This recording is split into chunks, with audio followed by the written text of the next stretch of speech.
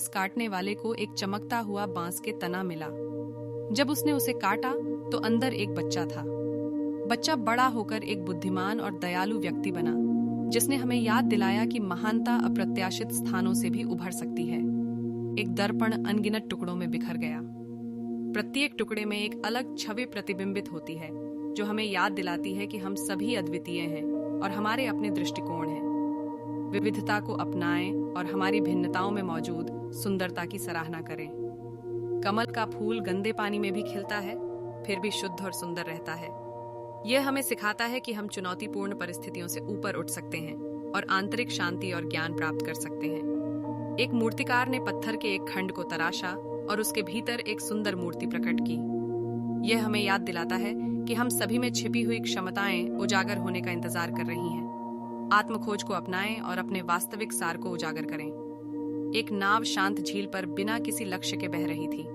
वहां से गुजरते एक मछुआरे ने पूछा, तुम अपनी नाव क्यों नहीं चलाते?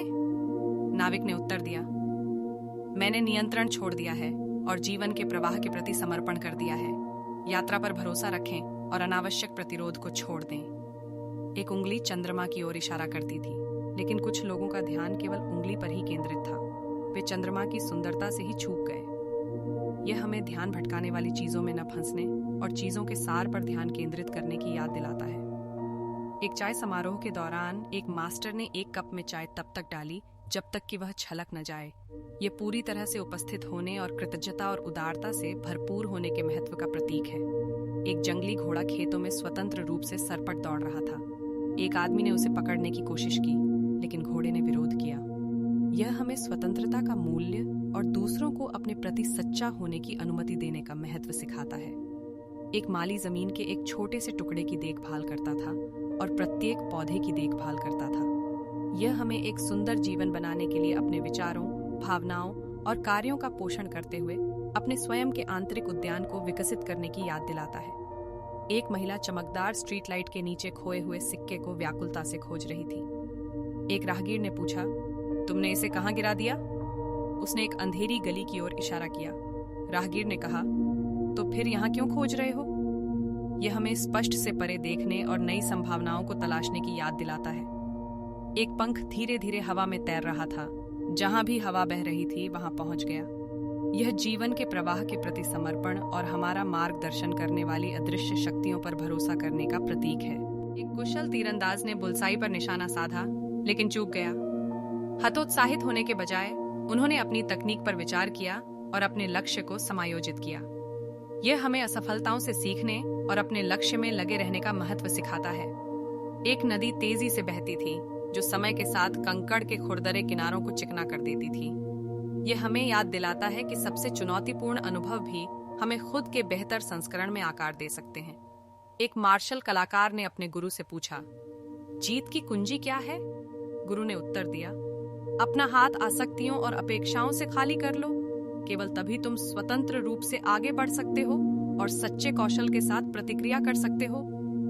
एक चित्रकार ने अपने ब्रश को स्याही में डुबोया और एक ही झटके में एक उत्कृष्ट कृति बना दी। यह सादगी की शक्ति और न्यूनतम प्रयास के साथ चीजों के सार को पकड़ने की क्षमता का प्रतीक है। एक जैन तीरंदाज ने एक लक्ष्य पर निशाना साधा, लेकिन तीर छोड़ने से पहले उसने अपनी आंखें बंद कर लीं। यह हमें सिखाता है कि सच्ची महारत केवल बाहरी कारकों पर निर्भर रहने के बजाय आंतरिक फोकस और हमारी क्षमताओं पर विश्वास से आती है। एक नाविक तेज धारा के विपरीत नाव चलाता हुआ आगे बढ़ने के लिए संघर्ष कर रहा था। जब उसने जाने दिया और नदी को अपना मार्गदर्शन करने दिया, तो वह सहजता से अपने गंतव्य तक पहुंच गया। यह हमें जीवन के प्राकृतिक प्रवाह के प्रति समर्पण करने की याद दिलाता है। एक संगीतकार ने एक स्वर बजाया, जिससे वह मौन में गूंजने लगा। यह सादगी की शक्ति और न्यूनतम प्रयास के साथ गहन सौंदर्य बनाने की क्षमता का प्रतीक है। एक माली ने विकास की प्राकृतिक प्रक्रिया पर भरोसा करते हुए प्यार और देखभाल के साथ बीज बोए। यह हमें धैर्य, पोषण और चीजों को उनके समय में प्रकट होने देने का महत्व सिखाता है। एक दर्पण बिना किसी निर्णय या प्राथमिकता के हर चीज को प्रतिबिंबित करता है। यह हमें आत्मचिंतन करने और खुद को वैसे ही देखने की याद दिलाता है जैसे हम वास्तव में हैं, अपनी ताकत और कमजोरियों दोनों को स्वीकार करते हुए।